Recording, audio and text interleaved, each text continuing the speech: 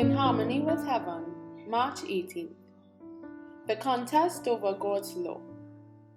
Great peace have they which love thy law, and nothing shall offend them. Psalm 119, 165. Adam taught his descendants the law of God, and it was handed down from father to son through successive generations. But there were few who accepted it and rendered obedience. By transgression, the world became so vile that it was necessary to cleanse it by the flood from its corruption. The law was preserved by Noah and his family, and Noah taught his descendants the 10 Commandments. As men again departed from God, the Lord chose Abraham, of whom he declared, "Abraham obeyed my voice, and kept my charge, my commandments, my statutes, and my laws." Genesis 26:5.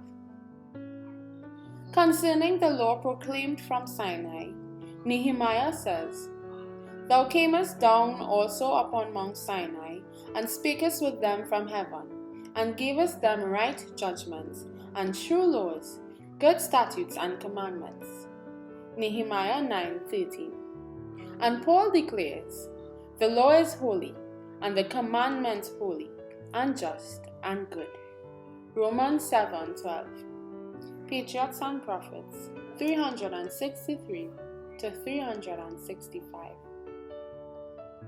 The whole world will be judged by the moral law according to their opportunity of becoming acquainted with it, whether by reason or tradition or the written word.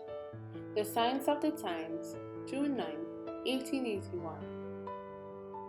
We behold in it the goodness of God, who by revealing to men the immutable principles of righteousness, seeks to shield them from the evils that result from transgression. The law is an expression of God's idea.